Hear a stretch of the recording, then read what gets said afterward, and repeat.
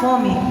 Geralmente o Senhor ele se utiliza de alguns meios para nos apertar como azeitonas, para que da gente saia o óleo, para que a gente se converta dos maus caminhos da gente, para que a gente possa se arrepender. E naquele momento o povo de Israel estava numa apostasia, estava em pecado, estava abandonando sua fé, mesmo sabendo o Deus que eles serviam, o Deus que tiraram eles de tantos lugares, que deram tantos livramentos, que eles viram a mão poderosa do Senhor agindo de maneira tão tremenda. Mas mesmo com o profeta Eliseu ali, sucessor do profeta Elias, falando, orientando, operando milagres através da bondade e misericórdia do Senhor na terra, o povo estava em rebeldia.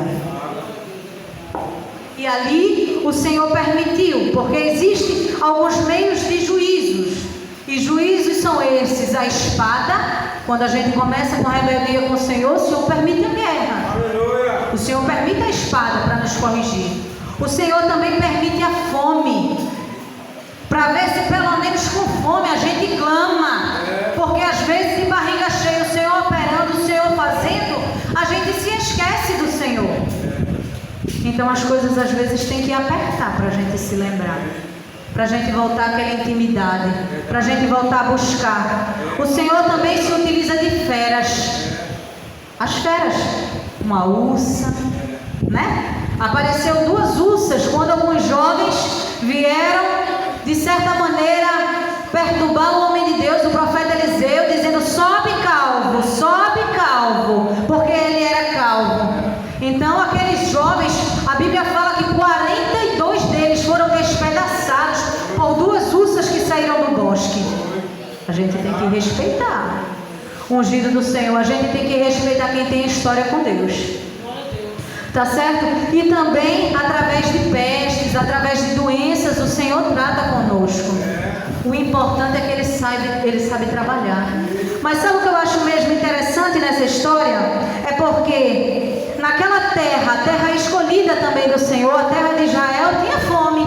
Sim. Porém ela saiu para peregrinar, segundo o conselho do homem de Deus, e foi para a terra da Filístia, terra de Filisteu, onde existia idolatria, onde existia um povo que era mau, que era impiedoso, um povo que não se dobrava perante o Senhor. Mas lá na Filístia, lá tinha comida. Quantas vezes estamos assim, dizendo: mas eu sou povo escolhido, eu sou povo de Deus, e estou aqui nessa aflição, todavia tem um ímpio aqui do lado que está prosperando. Estou eu botando a mão, e ao invés de dar tudo certo, porque eu sou homem e mulher de Deus, está dando tudo errado. Mas está o ímpio ali, que onde ele coloca a mão, dá certo. Todavia, sabe por que o Senhor nos aperta? Porque Ele não tem aliança com o ímpio, não. Ele tem aliança com o povo de Deus. Então, se o povo de Deus na fartura não obedece, Ele aperta para obedecer. Sabe por quê? Porque uma vez eu já disse aqui, Ele corrige aquele que ama. Então Ele traz para perto. Ele deixa muitas das vezes a gente ser apertado, a gente chorar, a gente passar por estreito. Mas sabe por quê? Porque o negócio comigo e contigo é diferente. Glória a Deus. O negócio comigo e contigo tem que ser no estreito, amado. O caminho de Jesus não é largo, não. O caminho largo muitas das vezes parece bonito, mas porque ele é todo enfeitadinho e não mostra o final. O nosso não. O nosso é estreito logo aqui, no caminho. Mas o final a gente já conhece. E é bonito por demais. Aleluia. Jesus, tu és fiel.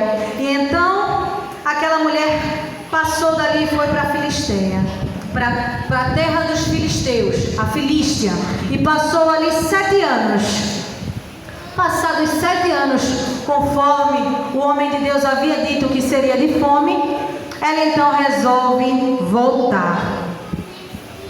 No entanto, voltando ela, no versículo 3 diz: voltou da terra do Filisteu e saiu a clamar ao rei pela sua casa e pelas suas terras. Aí eu em casa fiquei pensando: mas Senhor, veja bem, se a terra que ela estava, a terra de Sunem, estava sendo afetada ali por grande fome, o natural das coisas seria o quê?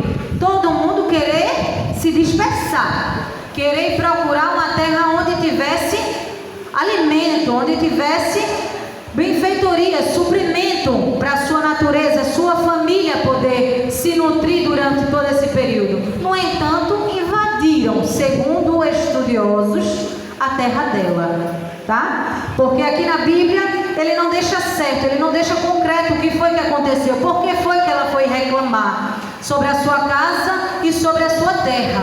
Só que quando a gente vai analisar a história, por quê? Existem alguns abismos dentro da palavra do Senhor que nos separa do entendimento, porque a palavra do Senhor ela não foi escrita no nosso idioma, ela não foi escrita no tempo em que vivemos, ela não está dentro da geografia do nosso país e ela não está dentro do contexto da nossa história, da história que vivemos nesse momento. Então é necessário que a gente vá buscar, a gente vá pesquisar. E alguns historiadores dizem que algumas pessoas invadiram a casa dessa mulher. Por este motivo, ela então foi clamar ao rei. E aí vem o segredo da parte de Deus para o seu coração. E eu perguntei, mas Senhor, por que foi que invadiram uma terra, uma casa, onde não havia prosperidade, onde a terra estava seca? Sabe por quê? Porque o inimigo sabe que a terra ela pode estar seca agora, mas no tempo ela volta a produzir. Sabe por quê? Porque a terra é boa. A terra é boa. E a resposta está aqui, ó. 2 Reis 4:18. E crescendo o filho, sucedeu que um dia saiu para seu pai, que estava com os segadores. Lembra, naquela terra tinha colheita. A terra era boa. Aquilo que está parecendo ruim aos teus olhos agora, mas foi Deus quem te deu. No tempo determinado volta a florescer, porque a terra é boa.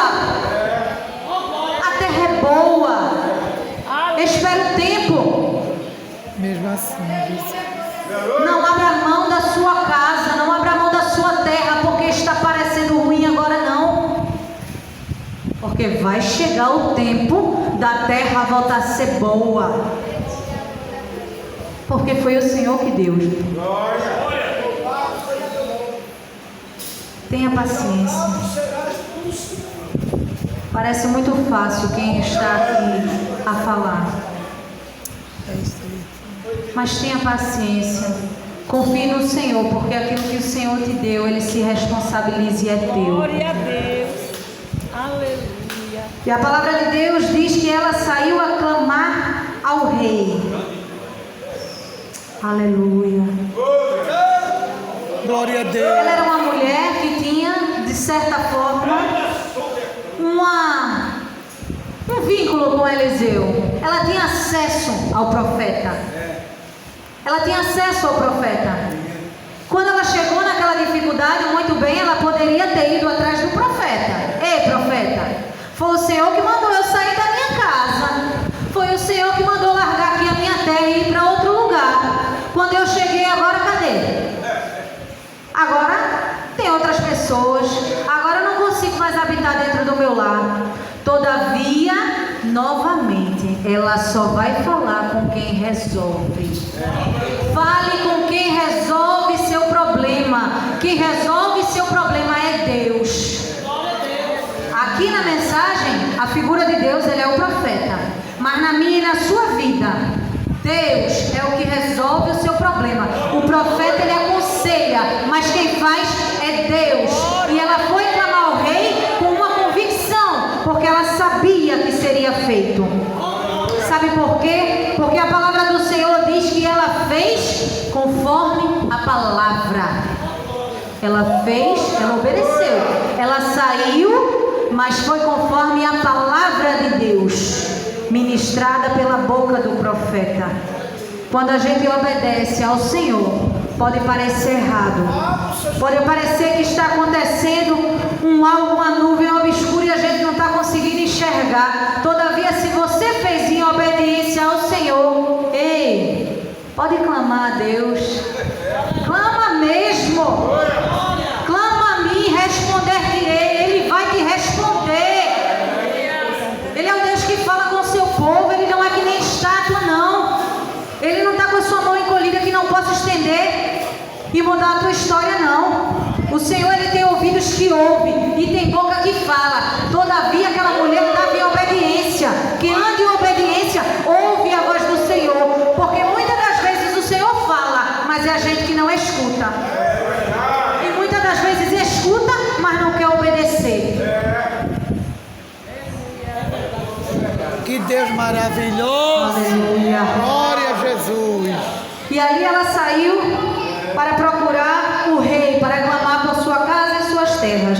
E ali estava o rei a falar com Geazi, o moço do homem de Deus, dizendo: conta-me, peço-te, todas as grandes obras que Eliseu tem feito. E sucedeu que ele, contando ao rei como vivificara ao morto, eis que a mulher, vou parar por aí. Tem uma coisa interessante, muito interessante nessa história. Sabe por quê? Porque aquele homem, aquele rei, ele queria ouvir a história dos milagres. Todavia ele não queria viver os milagres na vida dele. Porque esse rei aqui é um rei que a Bíblia não deixa claro quem é. Eu até fiz muitas pesquisas porque eu sou curiosa, irmão. Mas eu não consegui ao certo descobrir quem é esse rei. Todavia, se ele for o rei de Samaria, ele é ímpio, tá? Ele é o rei que escuta, mas não é o rei que faz. Por isso o povo também está sendo oprimido, tá certo? A nação foi oprimida com fome. Não seja como esse rei. Muitas das vezes a gente vem para a igreja, ouve, escuta testemunho de irmãos. Ah, mas que Deus fez na minha vida. Ah, que Deus vai fazer na sua. Ah, que... Tome posse. Mas não adianta você ouvir se não estiver disposto a viver. Não adianta buscar campanha de milagres se você não busca uma vida de intimidade com o Senhor. Porque quem faz não é profeta. Quem faz não é campanha. Quem opera o milagre é Deus. Aquele que vive e reina. Que tem a chave da vida. É Ele que faz. É Ele que opera. Decida hoje você viver o milagre de Deus em sua vida. E não tem milagre maior do que você caminhar com Ele todos os dias e você saber que as suas necessidades são supridas por um Deus que é grande, que não tinha necessidade nenhuma de prestar atenção na gente. Todavia Ele nos amou primeiro. Ele quis, Ele buscou desde o princípio lá do Gênesis. Jesus Cristo já estava morto. Ele já se escolheu para morrer por mim e pela sua vida. Porque Ele nos amou primeiro. Decida você andar numa vida de santidade e intimidade. Não somente ouvir, mas praticar. Ouvir não muda. O que muda é o cumprimento da palavra de Deus. Quando a gente decide cumprir a palavra de Deus na nossa vida, então a gente vê mudança.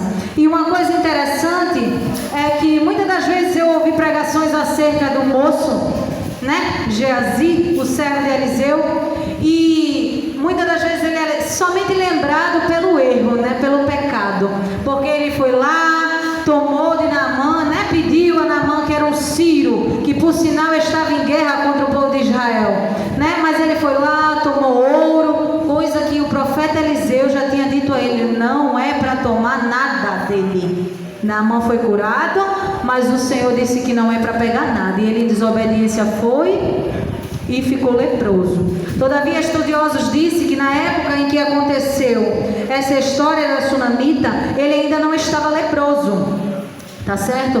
Porque a história diz que enquanto havia este período, depois que passou esse período da fome, o profeta, o moço Geazi, ele não tinha ficado leproso ainda, até porque como ele se apresentar diante do rei com lepra, o leproso tinha que ficar afastado da cidade, afastado de todo mundo. Se ele tão somente andasse pela cidade, corria o risco até de ser apedrejado.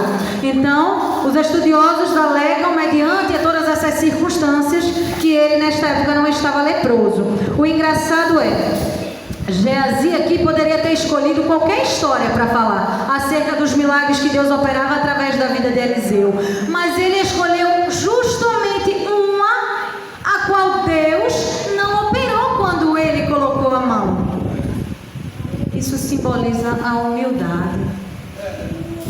Muitas das vezes a gente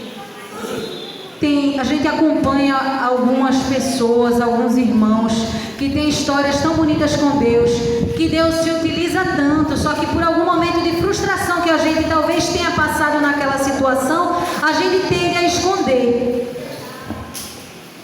A gente se esconde muitas das vezes. Todavia, o moço Geazi estava ali contando dos feitos de Eliseu. Mesmo Deus não se utilizando dele, quando ele colocou o bordão sobre o menino, ele disse: Deus não se utilizou de mim, mas se utilizou dele.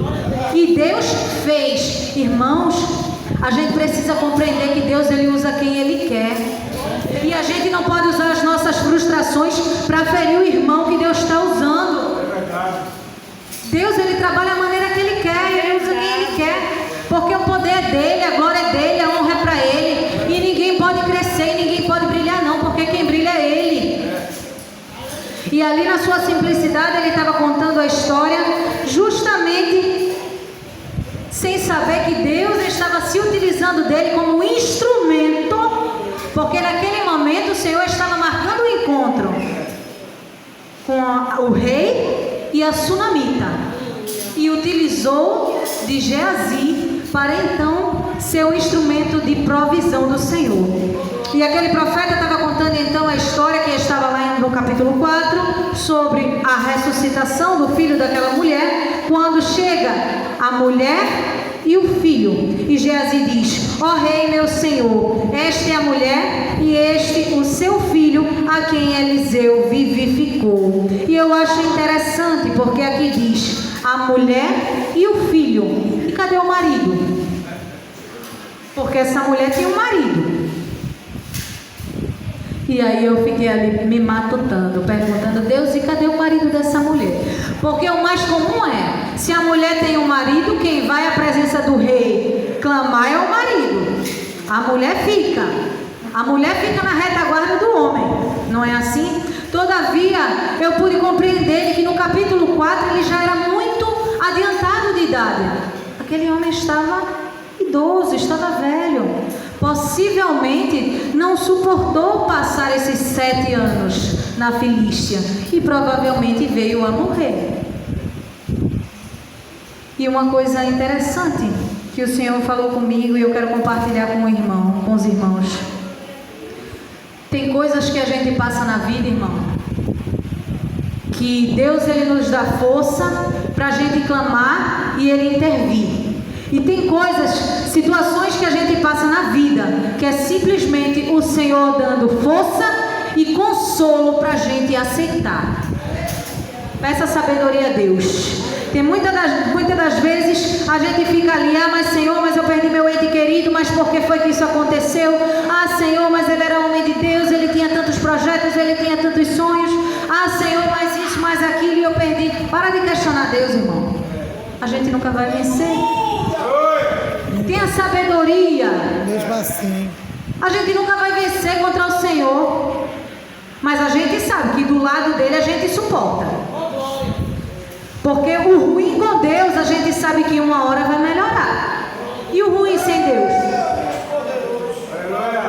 O ruim sem Deus é abismo puxando abismo. É só para colocar a gente numa ansiedade, numa crise de pânico, num choro descontrolado, num temperamento em qual a gente não tem domínio próprio. Cadê o fruto? Aleluia. A gente tem que permitir que o Espírito Santo produza o seu fruto dentro de nós. Vamos buscar sabedoria e saber qual é a luta que a gente tem que combater, qual é a luta que a gente tem que aceitar. Quando a gente tem intimidade com o Senhor, Ele fala conosco. E aquela mulher sabia que ela tinha que ter sabedoria para aceitar. e tinha que ter força para clamar pelo que é dela. Porque se aquela mulher não tivesse força, se levantado, erguido a sua cabeça e fosse lá onde estava o rei clamar pelo que é dela, o seu filho não teria um futuro, o seu filho não teria uma herança, ela não teria tido direito, o Senhor não teria restituído. Pergunte ao Senhor se a situação que você está vivendo é para aceitar ou é para você clamar, é para você lutar. E amada, se o Senhor responder no seu coração, pode você não estar vendo nada acontecer, mas se Ele disser para você, é para clamar, porque eu vou fazer, então somente creia, porque não foi diferente na vida daquela mulher. Ela creu, ela foi lá, ela clamou, ela reivindicou pelos direitos dela, e sabe o que foi que aconteceu?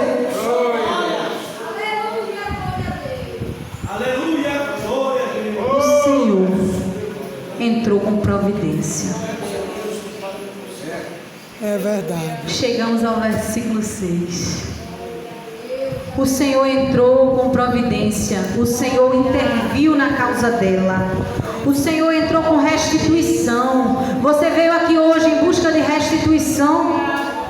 Não há nada difícil para o Senhor, amados. Não há nada que possa deixar o Senhor preocupado em resolver na tua vida, não.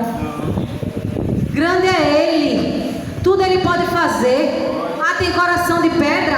Olha aqui a palavra. Ela esmiuça a penha.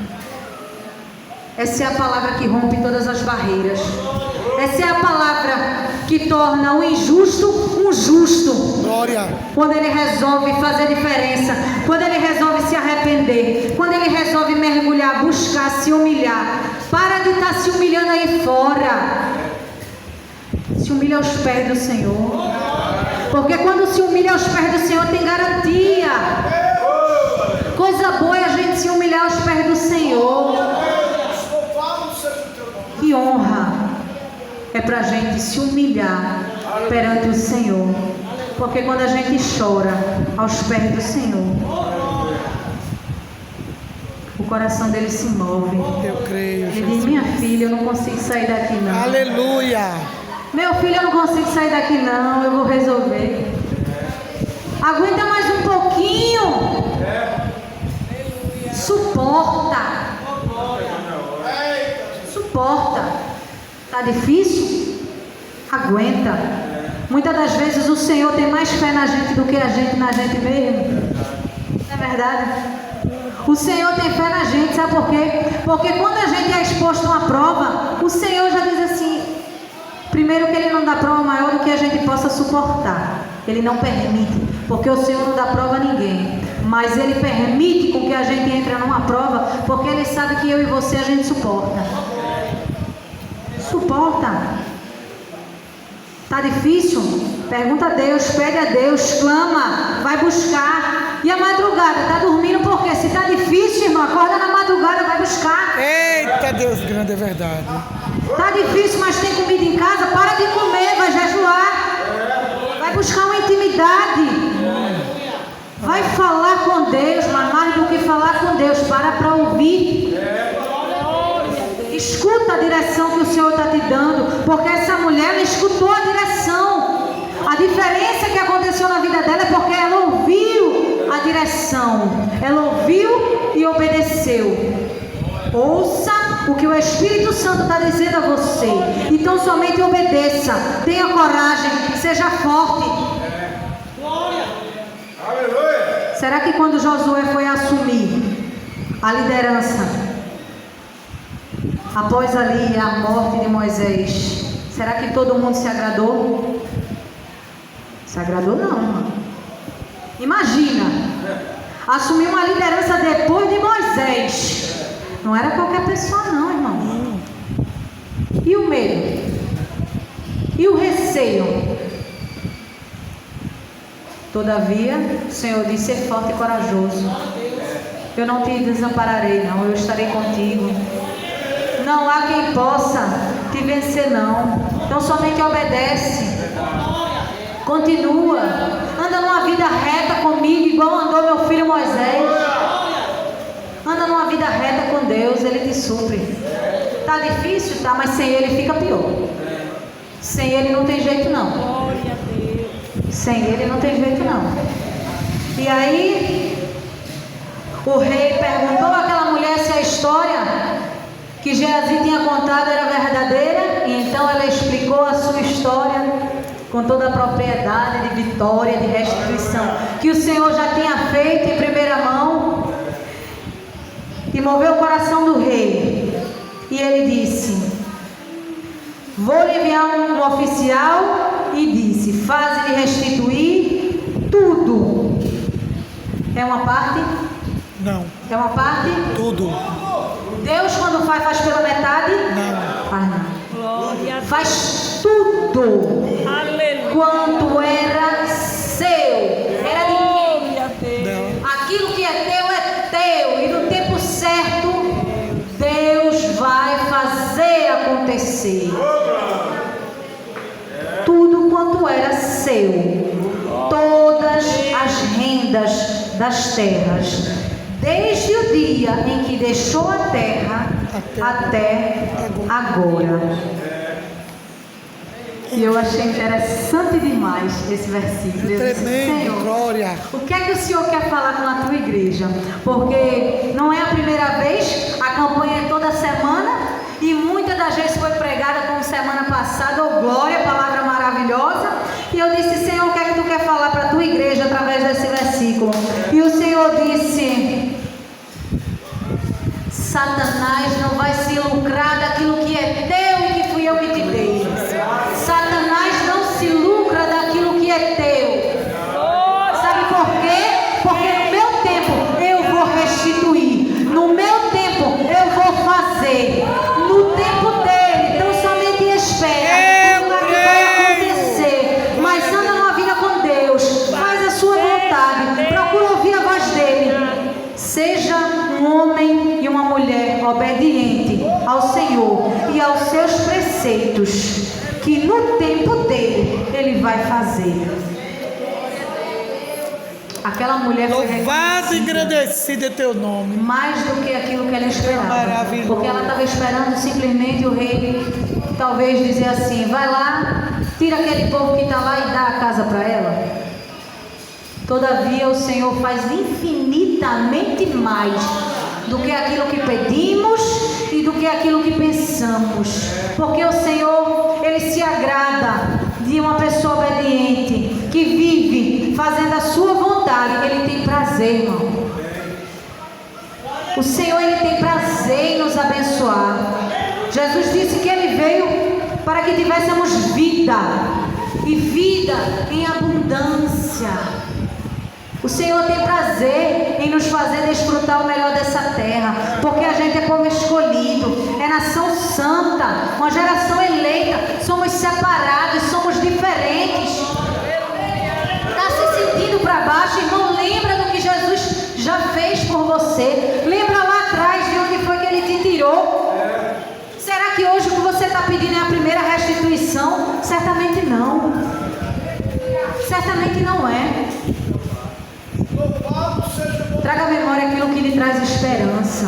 Feche os olhos. Eu vou pedir para a igreja: feche os olhos nesse momento, em nome de Jesus. Todos fechem os olhos e traga a sua memória lá atrás, como você era antigamente, como você andava.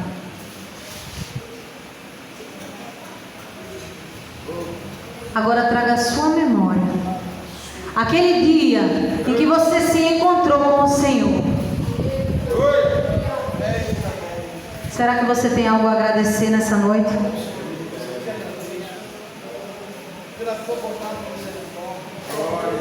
Glória a Jesus. Tu és santo, Deus. Glória, santo Deus. Aleluia, Jesus.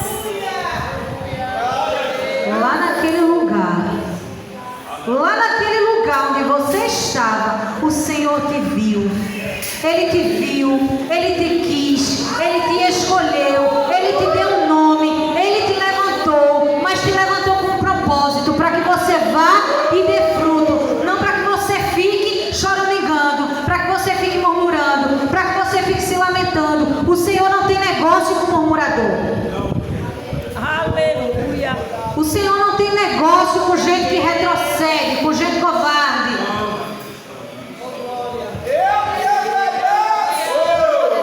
Está difícil? Confia no Senhor. E não abra mão do que é teu. O que é teu e o diabo não tira. O que é teu foi Deus quem te deu. E no tempo dele, ele opera. Porque Satanás nenhum vai rir da tua cara e se lucrar daquilo que Deus deu a você. Não, não. Deus, ele vive. Deus está vivo e ele está operando na minha e na tua vida, tanto querer como efetuar. Deus é ricamente poderoso. Eu não vou me estender mais, porque não vou ficar nas minhas palavras. Basta as palavras que o Espírito Santo quis passar para a igreja, porque é elas que faz mudança. Mas entendam uma coisa: palavras bonitas não são feitas para nos impressionar. A palavra do Senhor é muito bonita, mas ela não foi feita para nos impressionar. Ela foi feita para que houvesse transformação na nossa vida. A palavra do Senhor, ela é dita todas as vezes, não para que a gente saia daqui como homens e mulheres de Deus, se agradando ou se exaltando, porque somos pequenininhos, somos servos, somos pequenininhos. Quem brilha é Ele. Mas a palavra dele é para que haja transformação na minha e na sua vida. Porque do jeito que estamos, precisamos melhorar. Aleluia. Do jeito que estamos, precisamos melhorar. Glória Se a achamos Deus. que estamos orando muito, precisamos orar mais. O Espírito Santo vem despertar você nessa noite. Ore mais. Se está buscando e está achando que está buscando muito, busque mais. Se está jejuando e está achando, Senhor, olha, eu já estou perdendo até peso, então que eu jejue mais. Jejue com autoridade, com propósito, que você é homem e mulher de Deus. O Senhor é aquele que nos dá a convicção, mediante a sua palavra, de que Ele faz. Mas Ele faz à maneira dele. Ele faz no querer dele. Soberano é Ele. Amém? Que Deus em Cristo continue abençoando a igreja.